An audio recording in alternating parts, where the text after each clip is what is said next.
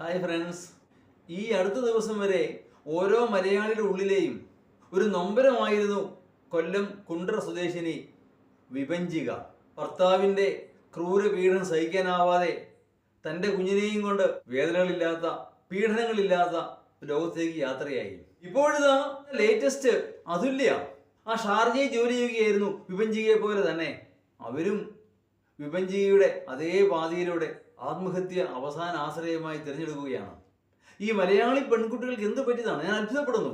കാരണം ഏറ്റുമാനൂര് 2 മക്കളോടൊപ്പം ട്രെയിൻ മുമ്പിൽ ചാടിയ ഷൈനിയെ നമ്മൾ ആരും മറന്നിട്ടില്ല.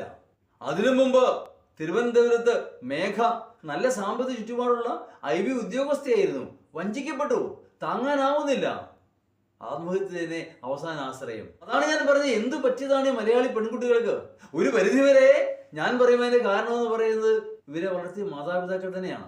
തെറ്റിദ്ധരിക്കേണ്ട ഞാൻ ഉദ്ദേശിക്കുന്നത്, ഏതൊരു പ്രശ്നത്തെ നേരിടാനുള്ള ചങ്കൂറ്റം, ആ സ്ട്രെങ്ത് ഓഫ് ക്യാരക്ടർ, ആ മനക്കട്ടി അവർക്ക് പ്രദാനം ചെയ്യുന്നതിൽ, പകർന്നു നൽകുന്നതിൽ, അങ്ങനെ അവരെ പരിശീലിപ്പിക്കുന്നതിൽ ഒരു പരിധിവരെയെങ്കിലും അവർ പരാജയപ്പെട്ടിട്ടുണ്ട്. കാരണം എല്ലാ വിവാഹങ്ങളും വിജയമാകണമെന്നില്ല.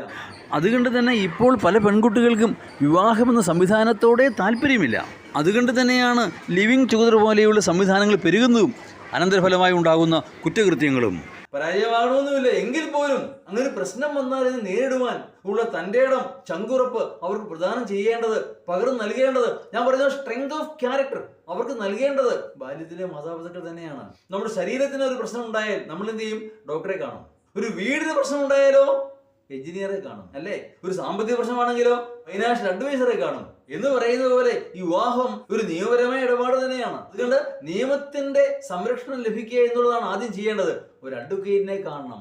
അങ്ങനെ അഡ്വക്കേറ്റ് കൂടെ ഉണ്ടെങ്കിൽ ഒരു ഭർത്താവും ആവശ്യമില്ലാതെ അവളുടെ വീട്ടിലെത്തുകയോ അവളെ ഉപദ്രവിക്കുകയോ ചെയ്യില്ല. അതിനൊക്കെ ഇവര് ആദ്യമായി അവളെ ഉപദ്രവിക്കുകയും ചെല്ലുമ്പോൾ തന്നെ പറഞ്ഞിരിക്കണം, കാര്യമൊക്കെ ശരിയാണ്, എൻ്റെ അച്ഛനും അമ്മയും വളരെ കഷ്ടപ്പെട്ട ഇത്തരം വളർത്തി വലുതാക്കിയത്, തനിക്ക് ചാമ്പാനുള്ളതല്ല, വേറെ പണി പോയി നോക്ക്, വേറെ പണി പോയി നോക്ക് എന്ന് പറയാനുള്ള തൻ്റെ ഇടം ഉണ്ടാവണം. വേണ്ടി വന്നാൽ, എപ്പോഴുമല്ല, ആവശ്യഘട്ടങ്ങളിൽ മാത്രം.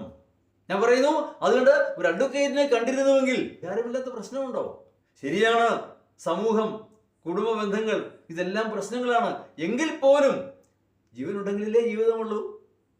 ജീവനുണ്ടെങ്കിലല്ലേ ജീവിതമുള്ളൂ. നമുക്ക് ചുറ്റുപാടും നോക്കിയാൽ അറിയാം, പല വിവാഹങ്ങളും വിജയമല്ല. പിന്നെ അഡ്ജസ്റ്റ്മെന്റ് ആണ്, മറ്റുള്ളവരെ കരുതി. അങ്ങനെ അഡ്ജസ്റ്റ് ചെയ്ത് ജീവിതം നരകമായി തീരുകയാണ്. നമ്മൾ യൂറോപ്യൻ രാജ്യങ്ങളിലേക്കോ അമേരിക്കയിലേക്കോ നോക്ക്, ഒന്നിച്ചു പോകാനാവുകയില്ലെങ്കിൽ അവർ മേശയുടെ ഇരുവശം ഇരുന്ന് ഒരു ചായ കുടിച്ചുകൊണ്ട് സ്നേഹമായി തന്നെ സംസാരിക്കും. ഇങ്ങനെ മുമ്പോട്ട് പോകാനാവുകയില്ല, എനിക്കും നിനക്കും, അതുകൊണ്ട് പിരിയാം. ഇനി നമ്മുടെ അഡ്വക്കേറ്റ്സ് തമ്മിൽ സംസാരിക്കും, വേർപിരിയലിന്റെ ടേംസ് ആൻഡ് കണ്ടീഷൻസ്. അങ്ങനെ അവർ സ്നേഹമായി തന്നെ വേർപിരിയുന്നു.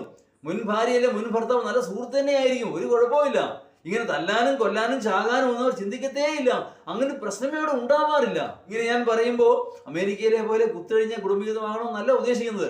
അവശ്യ ഘട്ടങ്ങളിൽ അങ്ങനെയും ചില നടപടികളൊക്കെ ഉണ്ട്. ഇങ്ങനെ ദുരിതം സഹിക്കാനാവാതെ ആത്മഹത്യയിലേക്ക് പോകുന്നതിനേക്കാൾ എത്രയോ നല്ലതാണത്. അവർ ആത്മഹത്യ ചെയ്തു. ഈ ആയുഷ്കാലം മുഴുവൻ ആ പെൺകുട്ടിയെ വളർത്തി വലുതാക്കിയ ആ രക്ഷകർത്താക്കൾക്ക്, മാതാപിതാക്കന്മാർക്ക്, സഹോദരന്മാർക്ക് എന്ത് ദുഃഖമായിരിക്കും അത്. അവരൊക്കെ ഒരുപക്ഷെ രക്തസാക്ഷികളെ മാറുകയാണ്, ജീവിക്കുന്ന രക്തസാക്ഷികൾ. കാരണം ആ ദുഃഖം അവസാന നിമിഷം വരെ അവരെ പിന്തുടർന്നുകൊണ്ടേയിരിക്കും. ആ മാതാവിൻ്റെ, ആ പിതാവിൻ്റെ ദുഃഖമൊന്നും പറഞ്ഞറിയിക്കാനാവുകയില്ല. അത്തരം ദുരന്തങ്ങളിലേക്ക് പോവാതിരിക്കണമെങ്കിൽ ആവശ്യം വന്നാൽ ആവശ്യഘട്ടങ്ങളിൽ മാറി ചിന്തിക്കുവാൻ ഏതൊരു പെൺകുട്ടിയും ആൺകുട്ടിക്കുമാകാം. ഭാര്യ എന്ന് പറയുന്ന ഒരു ഹൊററായി തീർന്നാൽ പിന്നെ എന്ത് ചെയ്യും? അങ്ങനെ സംഭവിക്കാം. ഈ പെൺകുട്ടികൾ മാത്രമല്ല, തിരിച്ചുമുണ്ടാവാം.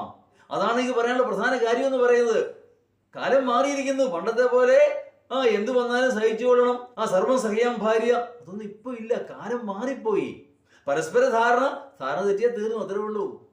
അങ്ങനെ ഒരു ലോകത്തെ നേരിടുവാനായി നമ്മുടെ പെൺകുട്ടികൾ കഴിയട്ടെ. ആൺകുട്ടികൾക്കും ഇനിയും ഇത്തരം സംഭവങ്ങൾ ആവർത്തിക്കാതിരിക്കട്ടെ എന്ന് നമുക്ക് പ്രാർത്ഥിക്കാം. Thank you.